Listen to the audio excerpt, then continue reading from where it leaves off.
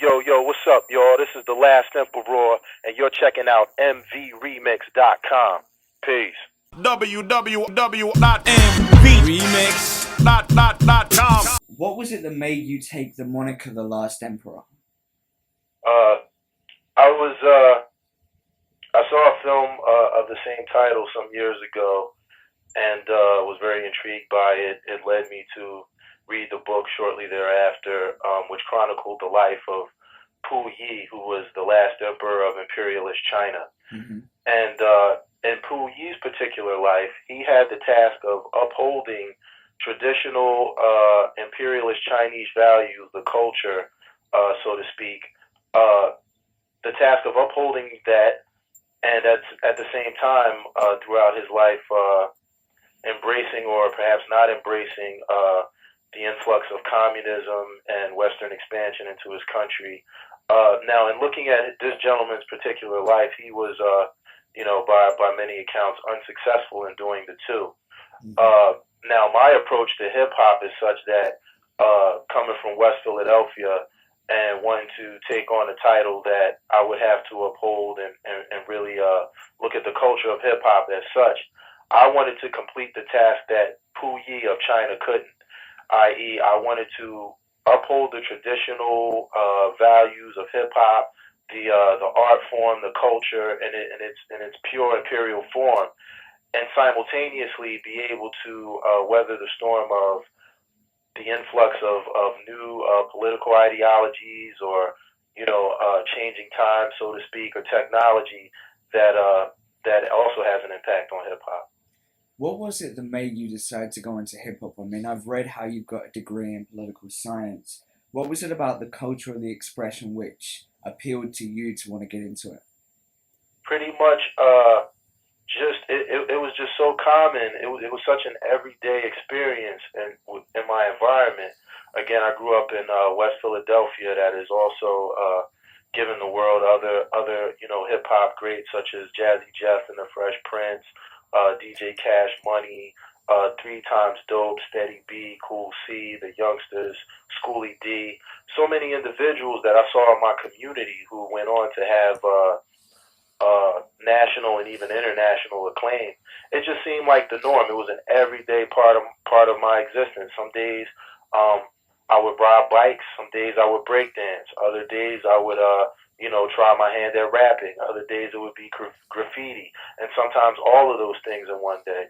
So it was pretty much the norm in my environment around the time that I was about in junior high school. I would say around 1984, 1985, and even a little bit before. I was able to hear tapes of people like Africa Bambaataa, Grandmaster Flash, and the Furious Five. So just pretty much seeing it firsthand in my environment led me to do it firsthand.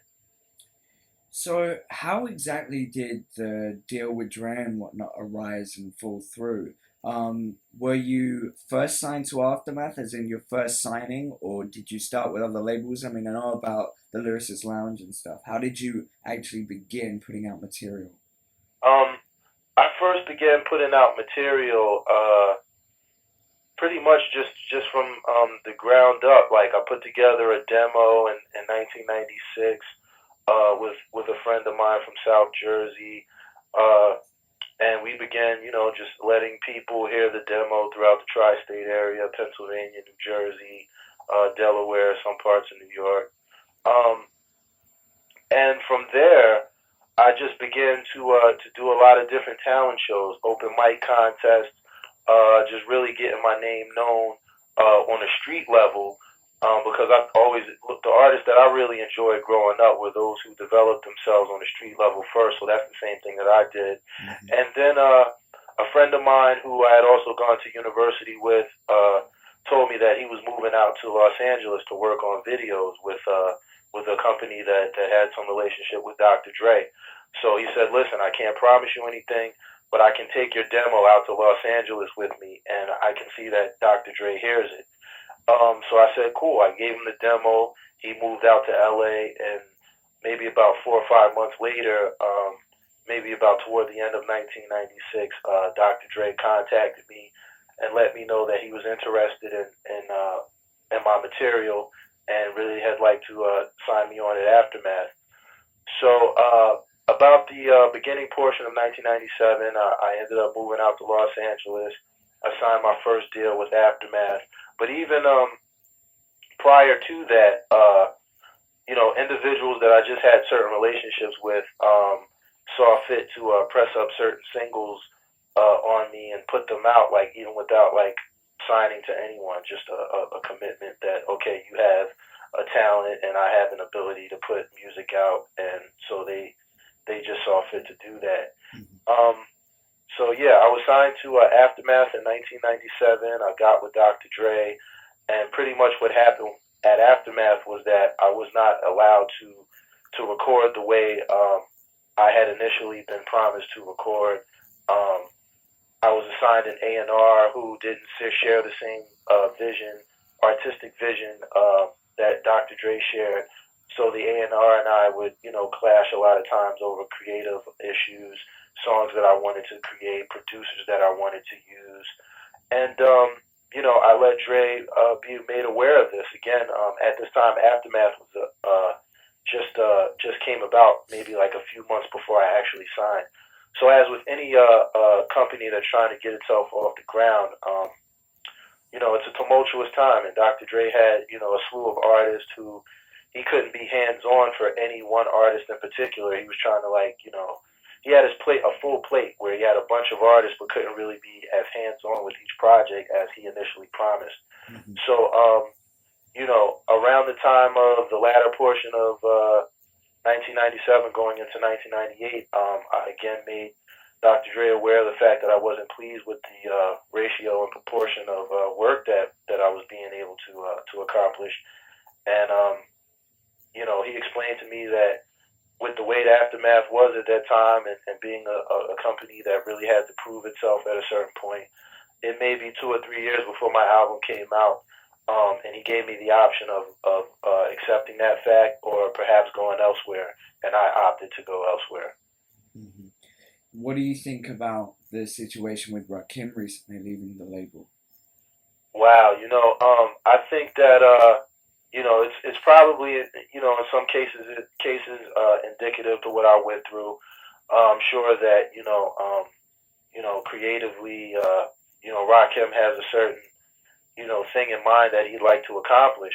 Mm-hmm. And I think that, unfortunately, sometimes when you're in situations where you're dealing with A&Rs and people of that nature, they may not share that same artistic vision. Now, I will say that I initially, when I first heard that Rakim was signing with Aftermath, I thought that would be the ideal situation, because if there's one thing I can certainly say about Dr. Dre is he has an ear for lyricism. Anyone that he tends to deal with, dating back to the days of, in my opinion, when MC Ren was in NWA, to signing the DOC, who was out of Texas at a certain point, to, dealing with myself, to Eminem, obviously, and again with Rakim, I think Dre has an ear for lyrics and people that are very lyrical. Mm-hmm. And I think that, with Rakim in particular, they both come from pretty much the same era of the mid and late 80s, where, Dr. Dre, more than anyone else, will be able to understand how to make Rakim still be relevant to today's audience. So I was really heartbroken when I heard that, Rakim left as well. But, again, I think that, some of those problems may certainly still exist.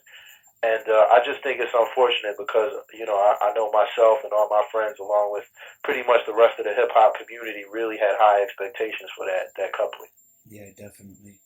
So from leaving Aftermath, how did you end up hooking up with Prince Paul? Yeah, pretty much when I initially even signed with Aftermath, I was asked by the administration at Aftermath which producers, aside from Dre, I'd like to work with. And so I came with probably a short list, and certainly at the top of that list was Prince Paul, because, I had, even prior to Aftermath, I kind of already had a mental blueprint of, the first album that I'd like to complete, and in particular, pretty much like a trilogy of albums that I had in mind. And I knew that the way that I'd like to approach the recording process and seeing it completed was that it would be very much like a journey and story oriented. And I think that one of the best things, or one of the best individuals, I should say, to come along in terms of really helping people convey messages on the entirety of an album is someone like a Prince Paul. From his dealing with De La Soul to the Grave Diggers to some of the other projects that he's been involved with over the course of the years. And I just pretty much reached out to the people that I knew him, mutual friends that we perhaps had, and I just gave him a call. I made him aware of the fact that I was, interested in his material. I let in having his involvement with my material. I'm sorry, and I gave him some of my material. He listened to it. He responded, said that he enjoyed it and he liked the work, and that's pretty much how it started around mid 1997. Hmm. So, did you end up hooking up with Riz and Poetic as a result of your connection with Prince Paul? Yeah, pretty much. Yes. Actually, I met Prince Paul first. He and I became close and started working on stuff and kicking around ideas. And, we realized that we had, mutual friends in common. He actually introduced me to a gentleman by the name of Set Free, who had done some touring with Prince Paul and the Grave Diggers as well in those early years. Mm-hmm. And Set Free actually lives in my neighborhood. So he and I bumped into each other one day at a local restaurant in my community, and we just started building it, and we realized the fact that we knew Paul. And actually it was Set Free who said, well, look, man, I'm also really cool with excuse me, Poetic from the Grave Diggers. And I have an idea for a song.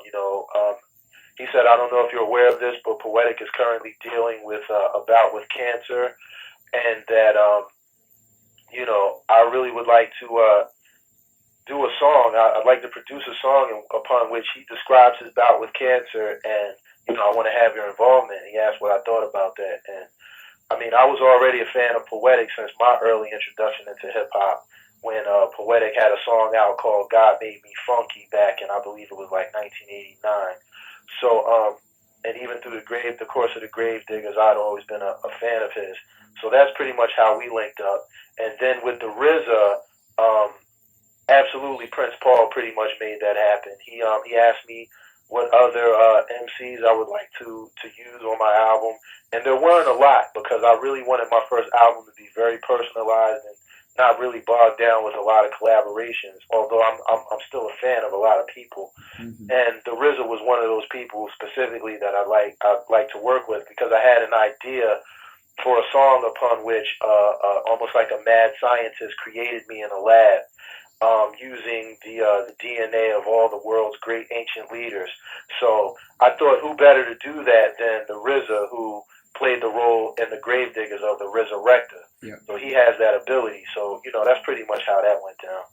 I've got a couple of questions which kind of follow on from that. One is, I frequently ask this when I'm interviewing artists, which is kind of to do with the track One Life. Could you die today saying that you'd lived? Absolutely. Absolutely. And I say that because I think that the experiences that I've had, and even my short, perhaps 3 decades physically on this planet, have kind of even surpassed people that have lived to be 60 and above, because I've seen everything from the poverty that inner city North America has to offer. I've seen a community crippled by drugs and again poverty, homelessness, and gang violence and things of that nature. I've endured all of that and yet been able to travel abroad and go to other countries. I've gone from reading Hamlet in an 11th grade English course to sailing past Hamlet's castle during my first hip hop tour in Denmark and throughout Scandinavia. So I think that I've had so many broad experiences that I truly can say, if it were to all end today, I think I've lived a very well-rounded life. Good to hear. And then also kind of continuing on with the talk about RZA and the track. On my copy of Music, Magic and Myth, there was no sign of He Lives. And I remember seeing that on another promo of The Great Pretender. Will the track surface at any point, or? It will absolutely surface at some point. The thing with again, unfortunately, with a lot of the label situations that I've been through, certain labels may perhaps still own the rights to certain songs that I wasn't able at this particular time to keep. But I'm fighting like very hard every day, and at some point, certainly between this album and the singles that surface and the ones shortly thereafter, that track will definitely resurface again. What was the decision to change from The Great Pretender over to Music, Magic, and Myth and kind of reformulate your idea for an album? Well, pretty much. Again, during the recording process and really bouncing from label to label, I kept a basic idea of the journey that I wanted to pretty much describe on my first album. But because certain songs I couldn't keep with me, it kind of took away from the fundamental theme that I wanted to use in terms of an actual title. So it's like, the elements that kind of encompass the Great Pretender, which is another, moniker that I have for myself. Some of those elements are certainly still on this album, but I just wanted to make everything cohesive in terms of the new songs that I recorded. I felt that the Great Pretender, while it applied on a certain level, um, the album actually kind of morphed into something else, and not to say that it was anything less or anything more, but just something a little bit different. And I think that the three things that the album as we have it today pretty much encompassed was pretty much myself and the three things that I think went into this album, which are music, magic, and myth. Hmm. What's your favorite comic book character? Or who is your favorite comic book character? I would certainly have to say Spider-Man. Have you seen the, well, I'd expect you've seen the movie. Yeah, What are yeah, your thoughts on several it? times. So I take it you're a fan of it. Absolutely, absolutely, and I think just like a lot of other people, before some of these films come out, there are obviously high expectations.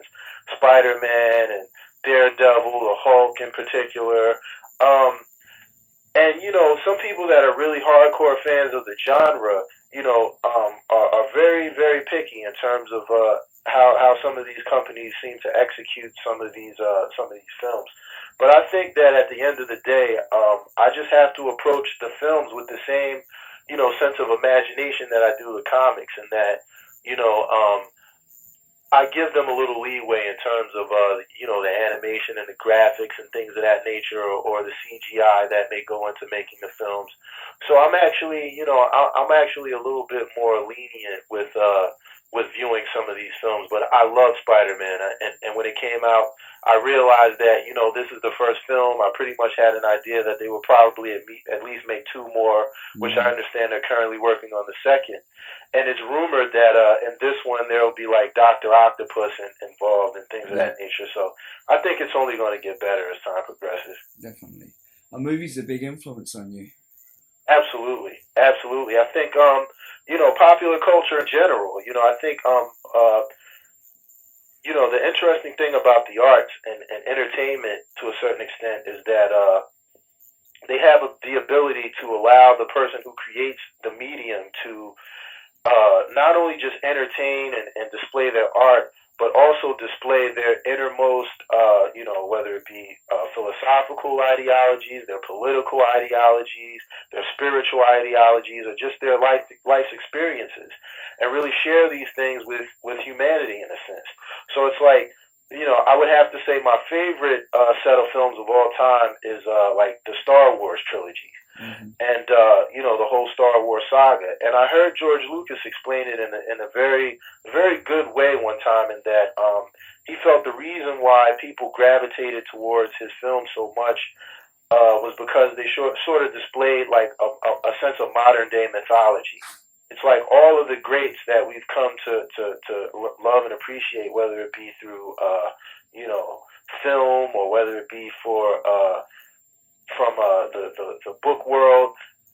So many of those things are sprinkled into what George Lucas does, and it comes out in like the Star Wars saga, that people who love any of those different mediums will come to, in a sense, appreciate his work. And that's just what I try to do with my music. And that, I feel like I've been fortunate enough to have a lot of experiences. I've read several things, and I've seen several movies, and had like a lot of diverse experiences. That the best way for me to reciprocate what I've gotten from so many other talented artists is to put it out through my music. Could you see yourself writing a book or a script or something of that nature?